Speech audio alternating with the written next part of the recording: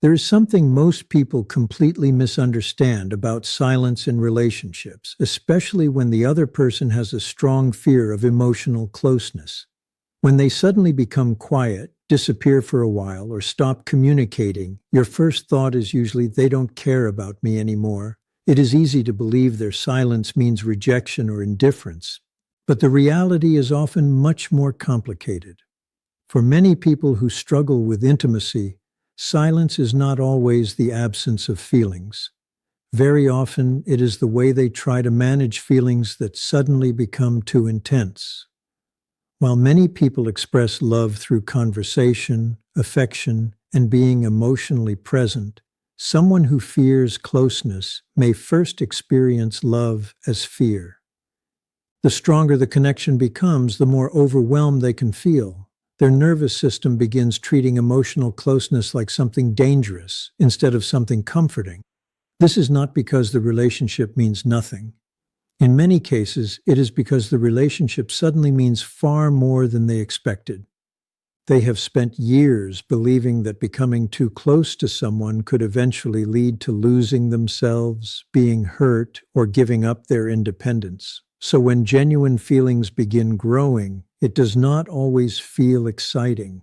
Sometimes it feels like an emotional crisis.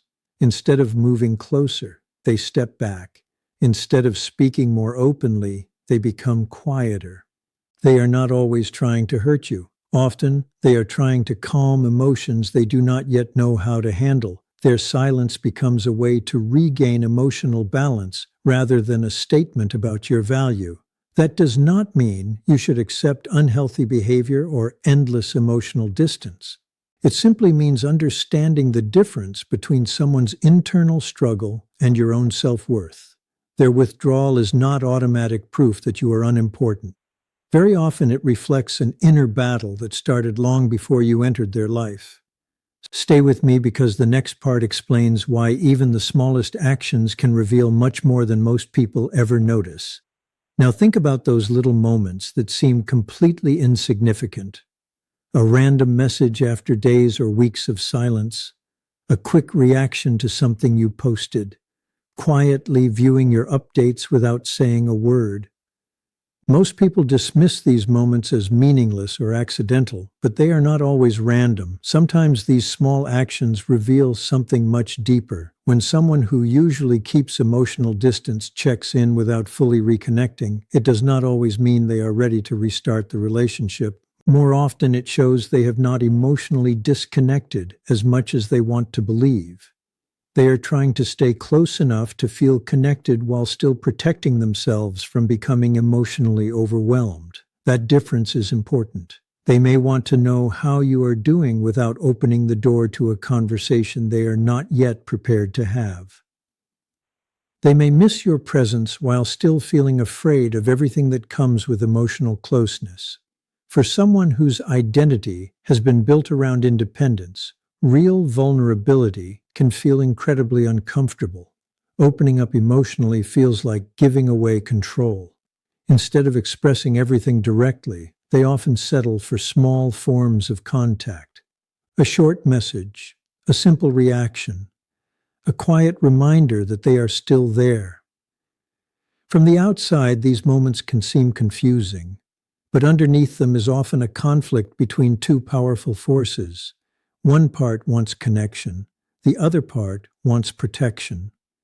That is why their behavior can look inconsistent. They move a little closer, then step back again. They reconnect briefly, then disappear once more. It is not always because they are playing games. Often they are trying to manage emotions they have never fully learned to handle. Most people miss this because they focus only on the action instead of the emotional conflict behind it. What happens next may surprise you because understanding this pattern changes the way you interpret almost every interaction.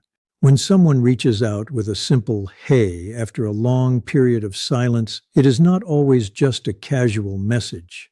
Sometimes it is the safest way they know to reopen the connection without exposing too much of themselves. They are not only wondering how you will respond, they are also paying attention to how they feel while reaching out. They are testing whether closeness feels manageable or overwhelming, whether reconnecting brings comfort or fear. That is why these conversations may begin very slowly. They often start with ordinary topics instead of deep emotional discussions. They may ask about your day, mention something that reminded them of you, or comment on something small rather than immediately talking about the relationship. For many people, this gradual approach feels frustrating. But for someone who fears emotional closeness, it is often the only pace that feels emotionally safe. At the same time, it is important to remember something that protects your own well-being. Small signs of interest are not the same as real commitment. A message, a reaction, or occasional contact can show emotional significance, but lasting relationships are built through consistent effort, honest communication, and mutual investment over time. Do not measure someone's feelings only by isolated moments. Look at the overall pattern. Are they gradually becoming more consistent? Are they taking responsibility for building the relationship? Are their actions slowly matching their interest? Those questions matter much more than a single message after weeks of silence. You deserve a relationship where curiosity eventually becomes communication, where distance gradually becomes trust, and where both people are willing to move toward each other instead of remaining trapped in the same cycle forever. The healthiest response is not chasing every small sign or trying to decode every period of silence. The healthiest response is staying connected to your own life, your own peace, and your own self-respect, while allowing another person's actions over time to reveal what they are truly ready to offer. That is where real clarity begins, and that is where healthy relationships have the best chance to grow. When someone reaches out after a period of silence, it is not always because they are testing you.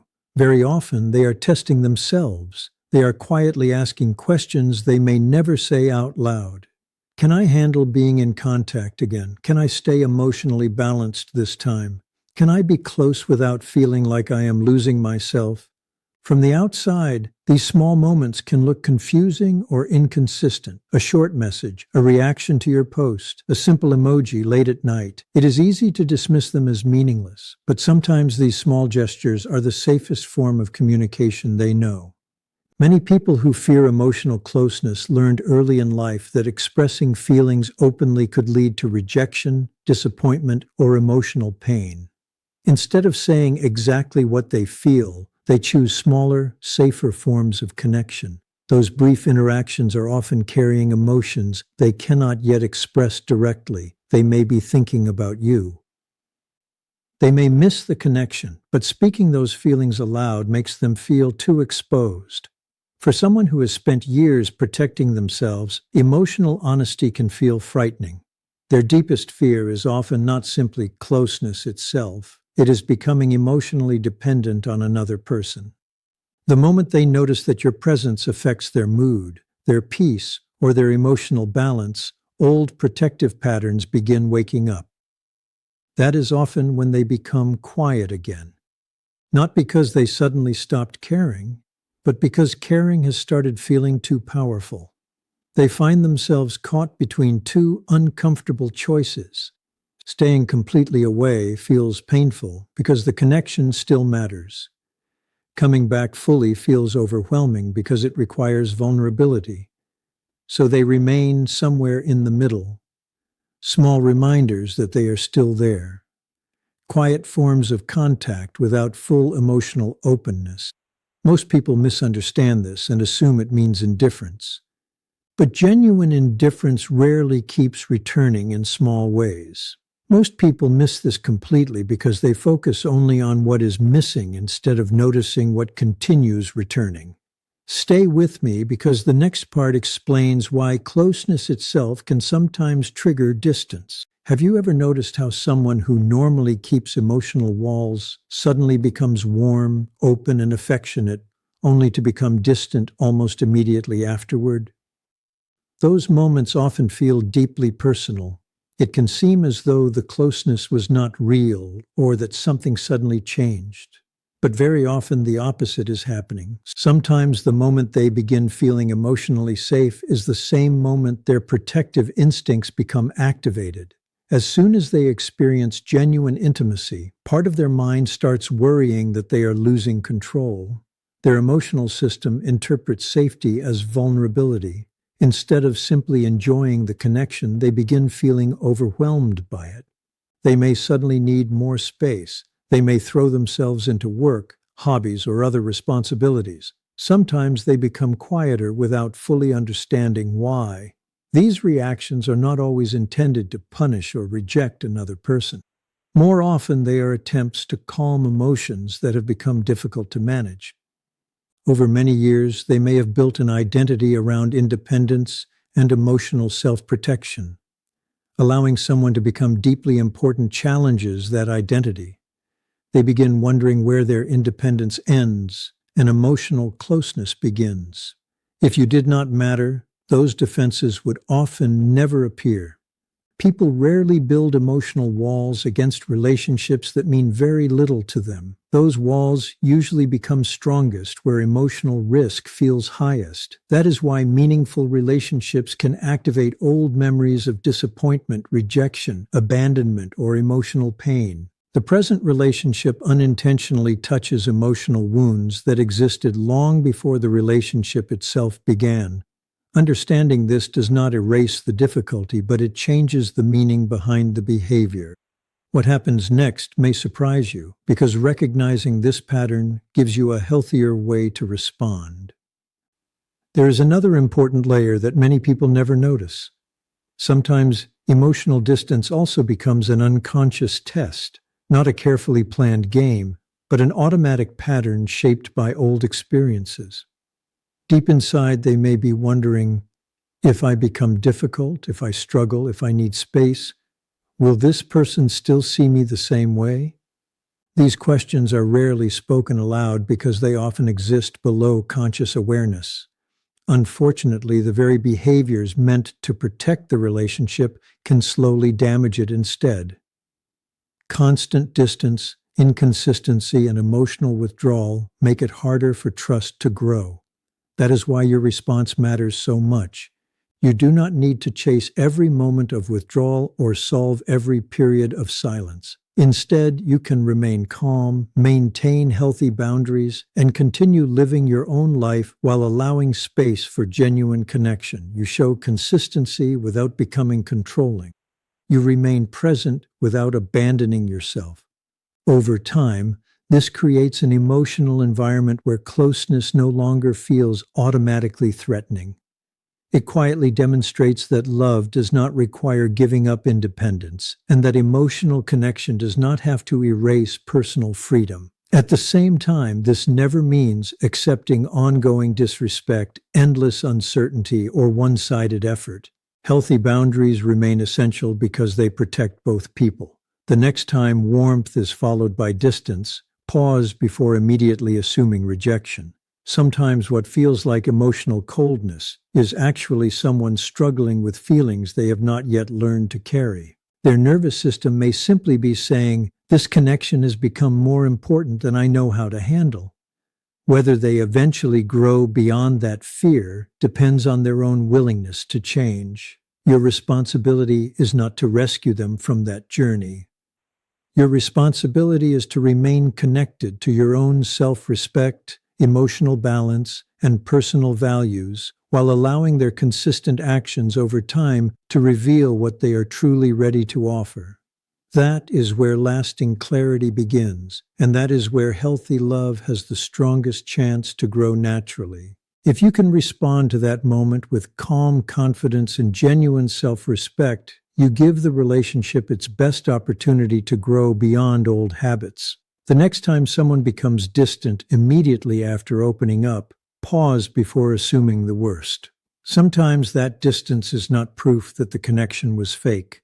Sometimes it is evidence that the emotional walls they depended on have been challenged, and they are trying to understand feelings that suddenly seem much bigger than they expected. The healthiest response is not chasing or demanding immediate answers. It is remaining steady, Your calm presence quietly communicates that closeness does not have to become chaos. Over time, that consistency can slowly replace fear with curiosity. There is another behavior that many people misunderstand completely. It is the appearance of forgetfulness. They may act as though they forgot an important date, a favorite place, or a conversation that meant a great deal to you. On the surface, it can seem like they never paid attention at all. But very often, that impression is incomplete. People who have spent years protecting themselves emotionally frequently become careful observers. Their minds naturally collect details because paying attention has long been part of how they navigate relationships safely. They notice small changes in tone, facial expressions, routines, and behavior. While they may appear detached, they are often quietly building a detailed understanding of the people who matter to them. That is why they sometimes remember small conversations months later, or unexpectedly mention something you casually shared long ago. Those details were never lost. They were simply stored away without much discussion. Most people miss this because they look only for open emotional expression instead of quiet observation. Stay with me because the next part explains why remembering and admitting those memories are not always the same thing. For someone who has learned to protect themselves emotionally, openly admitting how much they remember can feel surprisingly vulnerable. Acknowledging those details also means admitting that another person has become emotionally important, and that realization can feel uncomfortable. Sometimes it feels safer to pretend that remembering happened by chance. They might say they happened to pass your favorite cafe or accidentally remembered something meaningful to you. Yet their actions often suggest much more attention than coincidence alone would explain. In many cases, remembering is not the difficult part. Admitting why those memories matter is. They may quietly carry important moments with them, while struggling to openly express the feelings connected to those memories. At the same time, moments of distance often become especially noticeable to them. Even if they do not immediately say anything, they frequently recognize changes in communication, routines, or emotional closeness. Their mind naturally begins asking questions. What changed? Did I miss something? Is the connection different now? These thoughts often remain private, which is why their outward behavior can seem so disconnected from what is happening internally. Understanding this allows you to respond differently. You do not have to argue over whether they remembered or demand proof that they care. Instead, you can simply notice the difference between what they say and what they consistently do. You maintain your own standards while allowing their actions over time to speak for themselves. You neither pressure them nor ignore your own needs. That balanced approach creates a healthier foundation than constantly trying to force emotional honesty before they are ready to give it. What happens next may surprise you because the biggest shift often begins when your attention moves away from them and back toward your own life. One of the strongest changes in these relationships often happens when you stop organizing your life around another person's uncertainty. Many people assume that someone who fears emotional closeness only values distance. But what often has the greatest impact is seeing you become emotionally independent without becoming angry or resentful. Something changes when you stop seeking constant approval, stop measuring your worth through their responses, and begin investing fully in your own growth. You continue building your career, your friendships, your health, your passions, and your peace. You stop revolving around their silence and begin creating a life that feels meaningful regardless of their decisions. That quiet confidence changes the emotional dynamic. It removes the pressure that often accompanies chasing while also demonstrating that closeness does not require losing yourself. For someone who has long associated relationships with emotional pressure, this can feel both unfamiliar and deeply meaningful. They begin seeing someone who cares without controlling, who remains available without becoming dependent, and who respects both connection and individuality. That combination often creates far more safety than endless reassurance ever could. But remember something important. None of this is about trying to trigger a reaction or make someone afraid of losing you. Real independence is not a strategy. It is a way of living that protects your own emotional well-being. Whether the relationship ultimately grows or not, you still gain something valuable because you remain connected to your own identity instead of abandoning it. The healthiest relationships are built when two people can move toward each other freely without giving up who they are. If someone is ready to grow, your grounded presence may encourage them to move closer over time. If they are not, your life continues moving forward with purpose and self-respect intact. That is why your greatest strength is never convincing someone to choose you. It is becoming someone who remains whole, confident, and authentic regardless of another person's fears. From that place, every relationship becomes clearer because you are no longer chasing certainty from someone else. You are living from the certainty that already exists within you. You're not trying to punish them. You're simply growing beyond the place where they could emotionally reach you. And here's the unexpected part. The more emotionally grounded and independent you become, the more they begin to feel the weight of what they may be losing. Not because they suddenly become more emotionally available, but because for the first time they face something that feels even more frightening than closeness. Being irrelevant. This is important to understand. People with avoidant patterns are not truly afraid of being alone. They're afraid of reaching a point where they no longer matter. When you become emotionally secure, without depending on them, you challenge the story they've always told themselves. The story that says, "I'm safest when I don't need anyone too much." The moment you stop relying on them for emotional stability, they can no longer see themselves as either the rescuer or the one escaping. The entire emotional framework they built their identity around begins to crack. That change affects them more deeply than they usually admit because it touches the foundation of how they protect themselves. Their sense of control has always centered around distance, timing, and emotional space. They felt comfortable when you were searching for answers, reaching out, waiting outside a door they could choose to open or leave closed. But now, you're no longer standing outside that door. You've stepped into a completely different space. Stay with me, because this next part explains why everything suddenly starts to shift. That's when they begin acting in ways that seem to contradict everything they've shown before. A short message appears. A memory gets shared. A random question arrives that doesn't really need an answer, yet somehow it does. Because the question isn't about information. It's about checking something much deeper. Are they still in your thoughts? Do they still have any emotional effect on you? The more peaceful and confident you become, the more obvious their inner uncertainty becomes. They may try to recreate old patterns, stir up small emotional moments, or behave as if nothing has changed.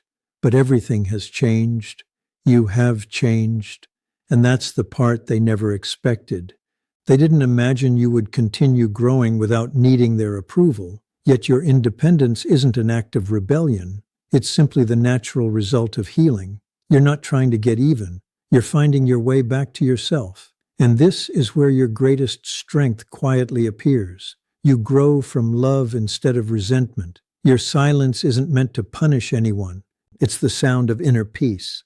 Your transformation isn't a strategy designed to get a reaction. It's the result of becoming more honest with yourself. That is when they begin to notice the emotional shift. Not because you're chasing them or proving anything, but because you've stopped giving away your energy. And when they feel that change, not the loud absence created by anger, but the quiet absence of emotional dependence, it echoes more powerfully than any argument ever could. Keep watching, because this is where the deeper truth begins to reveal itself. This is often the moment when quiet reflection begins. Not during conflict, but long after the noise disappears. Your absence is no longer filled with emotional reactions. Instead, it carries peace. You've continued moving forward, and now their inner world has no choice but to adjust. Whether they eventually come back or continue walking away, something has already changed forever. They now realize that you are no longer standing still waiting for them. You are becoming someone new. So if you ever wonder whether your growth, your stronger boundaries, or your calm silence really affects them, think again. People with avoidant patterns rarely chase validation, but they do notice when someone they deeply cared about no longer revolves around their fears. They may never say those words out loud, yet deep inside they quietly wonder, how did they move beyond my silence? How did they heal from something I still struggle to face? Hold on to this truth. Your healing doesn't only set you free, it also places a mirror in front of them, inviting them to face the one thing they've spent their lives avoiding, themselves. There is something deeply revealing about the way an emotionally avoidant person reacts when faced with genuine emotion, especially the kind that comes without planning or control, the kind that isn't rehearsed or carefully hidden. When tears appear because your heart is speaking honestly, rather than trying to manipulate, they often don't rush toward you with comfort. Instead, they become silent, they freeze. Sometimes they even walk away. And in that painful moment, many people make a heartbreaking mistake. They believe they were too emotional. They convince themselves that their feelings pushed love away. But what if the truth is very different? What if that reaction isn't rejection at all? What if it's fear standing in the place where care actually exists? Many emotionally distant people grew up in places where feelings were ignored, criticized, or even used as weapons. Vulnerability didn't feel safe, it felt dangerous. So when someone openly cries in front of them, they don't become disgusted, they become overwhelmed. You've stepped into emotional territory they never learned how to walk through.